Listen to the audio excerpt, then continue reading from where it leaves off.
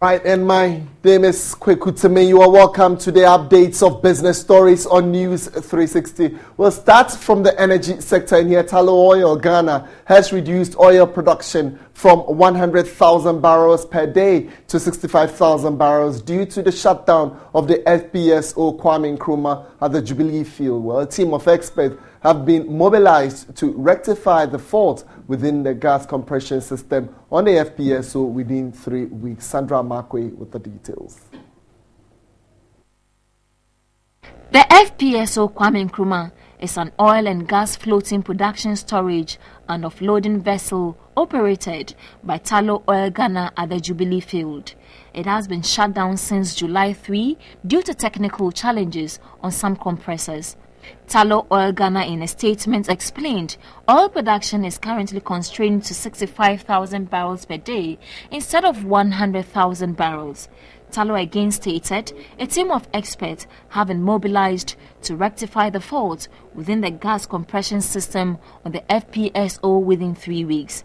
Government petroleum revenue projection for 2015 was $1.2 billion based on a 100,000 barrels per day.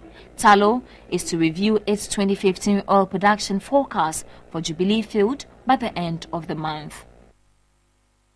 Well, the situation keeps getting bad as Tullow Ghana has fled 1,500 million standard cubic feet of gas since the breakdown of the FPSO from July 3. According to the Director of Oil and Gas at the Environmental Protection Agency, Kojo Agbenyo Efunam, it is prudent to reduce oil production in order to decrease the flaring of gas from the Jubilee fields.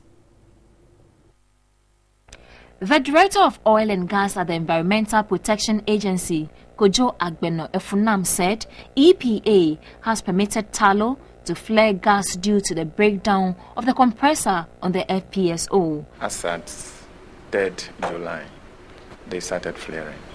Daily, we are looking at 75 million standard cubic feet. Tullow Oil Ghana last year was given permission by the EPA to flare 500 million standard cubic feet of gas per month between June and October. This was due to the delay of the completion of the Ituabo processing plant in Takoradi. If you are having problem processing the gas and you are producing more, then that means you are going to flare more gas. So it's a kind of a balancing situation so that the minimum amount of gas that you want to flare, that will also go with the production level for which you can flare that gas. Tullow is expected to flare 1,575 million standard cubic feet of gas within the period of 3 weeks. The Ituabo processing plant is currently not operating due to the current challenge, making it unable to supply gas to the Volta River Authority's thermal plant at Abuazi. This has resulted in the increase of power deficit from 400 to 600 megawatts. The EPA is monitoring the amount of flaring to prevent any environmental hazard. Also to our headline business story, and here Finance Minister said Tekpe has justified the request for supplementary estimates of 865 million cedis from Parliament. Interacting with the media, he said the funds were necessary. There's an element of asking for appropriation, but I have to do more, with the increase in the proposed bond amount from 1 billion to 1.5 billion. I think our policy on that. We have a refinancing component for domestic and sovereign bonds, especially the currently the 2017 bond. Overall budget deficit target has been revised from 6.5% of GDP to 7.3%.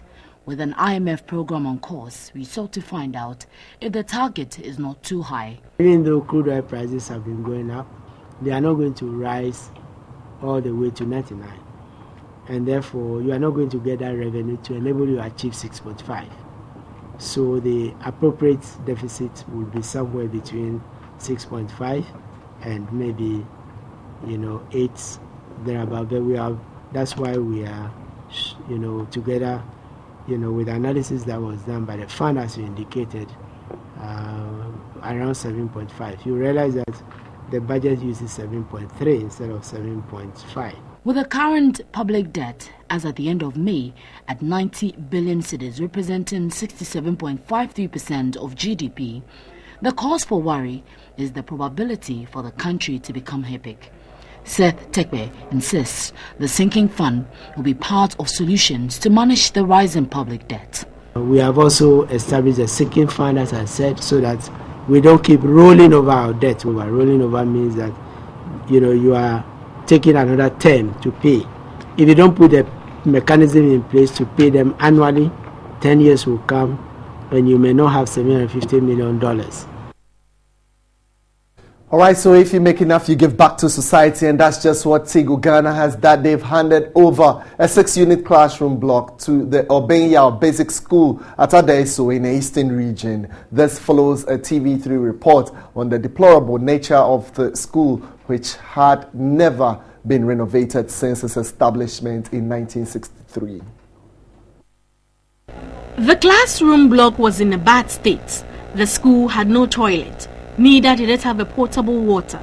Lessons were usually interrupted anytime it rains, and pupils at different stages had to share the same classroom. Enrollment declined, and the Tigo's new corporate social responsibility initiative, Shelter for Education, Obenya Basic School is the first beneficiary. The school now has furnished classrooms, a head teacher's office, and a staff common room. It also has a toilet facility. Tigo would also provide the pupils with school uniforms, books, and other educational materials. We have called out education as the area where we believe that we can contribute in the most sustainable and efficient way to the country and the communities where we operate. A CD spent on Tigo can mean that it will end up in a project like this. Tigo intends to renovate 2 and build 4 new schools in other parts of the country. We will visit these schools every 6 months. Do clean-up exercise with the community, bring them books, bring them other teaching and learning materials. So literally it's Tigo adopting these schools. So we're not leaving it just to the community. The chief, Nana Obenya, lauded TV3 for highlighting the plight of the school and thanked Tigo for the gesture. Other schools to benefit from the initiative include Tupa Basic School in the Gasauch municipality and Banda Hinkro MH School in the Bonoafo region.